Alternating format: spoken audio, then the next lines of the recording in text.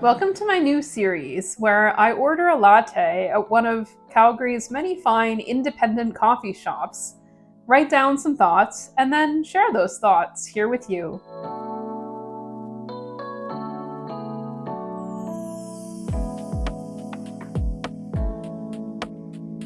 I'm starting about as close as I can to my home in Sunnyside in Calgary. In fact, there's only one coffee shop right here in the neighborhood, and some cafe.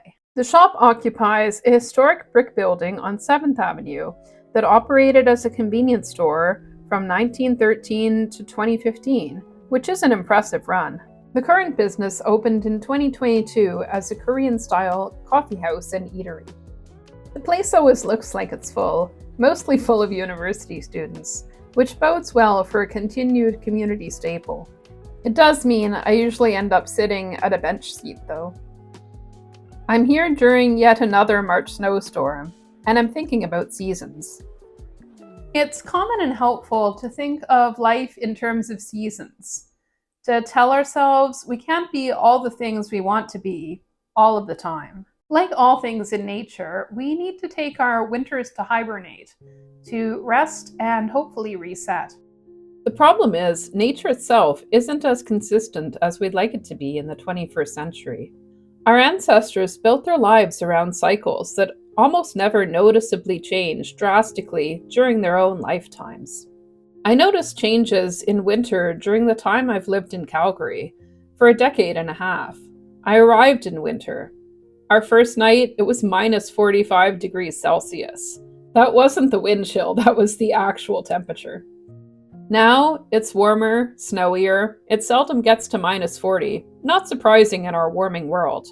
I see a lot of people say, oh, don't fall for fake spring or false spring, as if you're not allowed to enjoy a few hours of contentment or relief when warm weather hits, however briefly. Even if TikTokers are the ones saying it, it's still the old-timey folk advice not to let your guard down. Can a season be fake? Surely the truest thing we can observe for ourselves is the weather, fickle as it is sometimes. Whatever's happening, it's happening. Complaining about the weather is as Canadian as hockey, trucks, or whatever kind of pizza this is. We never trust the forecast, and the 4 traditional seasons are not very smooth or dependable. However, in the last couple years, the complaints have had a more cynical, discouraging edge. It's almost like a sort of soft climate change denial, as if folks can't believe their own senses, and our normal conditions are due to come back any minute. Perhaps we would do well to remind ourselves that progress isn't assured. Change is the only constant.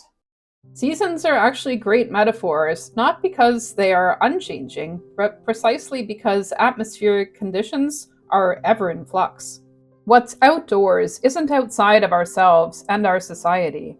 We owe it to the natural world, and to one another, to assume responsibility for an increasingly inhospitable climate. The least helpful thing to do here is to simply step back and doubt and grouse. The seasons we experience in our own bioregions might not be exactly the ones we were taught are the standards in school. Likewise, what we see and feel in our adult lives might not be quite what we remember from childhood or even the recent past. But what we can take from seasons, symbolically and literally, is weirder, deeper, and more transmutable than what homogenized commercial society presents. It can be as simple and delightful as finding a tree fort that your neighbors built between snowstorms.